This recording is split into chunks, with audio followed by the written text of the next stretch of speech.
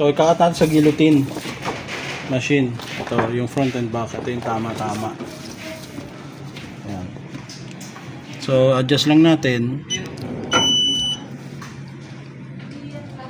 So dito tayo, ito yung pinaka-guide niya. Hindi ito.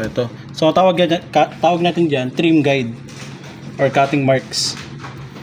So para ma-fit siya na mabuti, i-adjust natin pabalik yung machine. Para ito yung mga pang mass cutting. So tandaan natin, may number naman. Ayan, may number naman. So sa mass cutting naman, since magsi-0-0 siya, ayan, pwede natin siyang i-cut.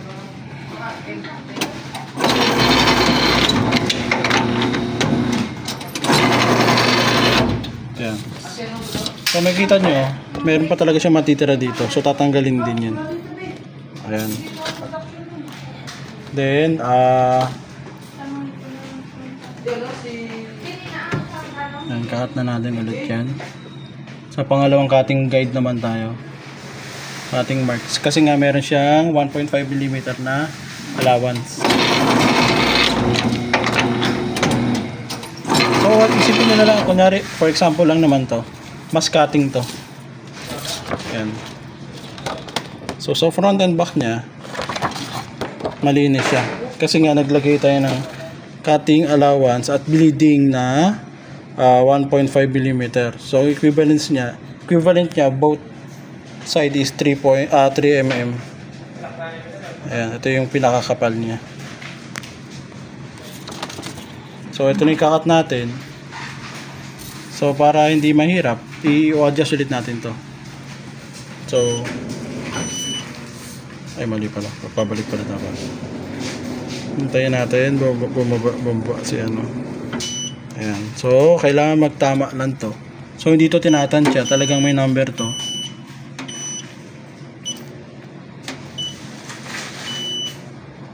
Ayan. Kung sagad na siya, di ano tayo, adjust tayo. May cutting marks naman. So nakikita nyo cutting mark. Cut na natin.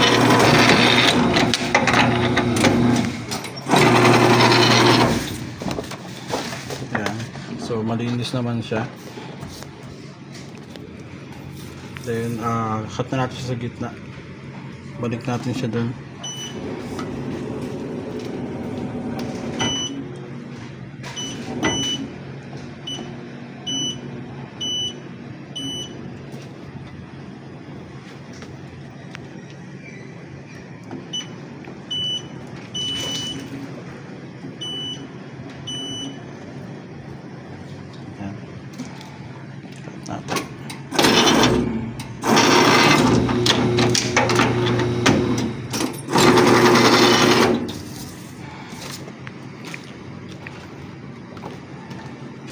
So for example, nag-mass cutting na tayo.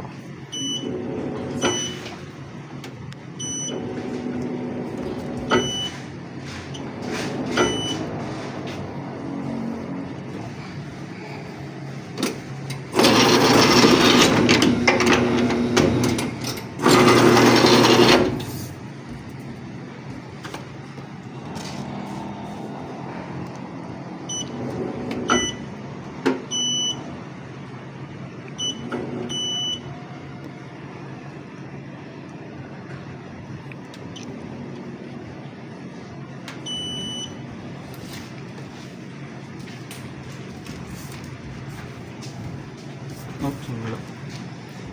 Sumobra.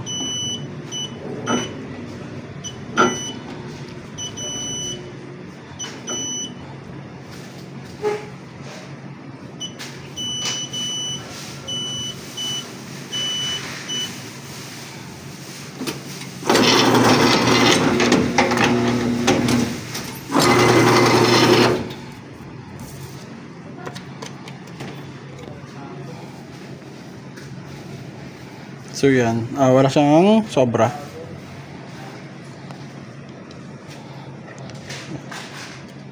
So yung importance ng cutting guide or trim marks. Yan, so pwede na tayo mass cutting. So ito siya. Alright, thank you.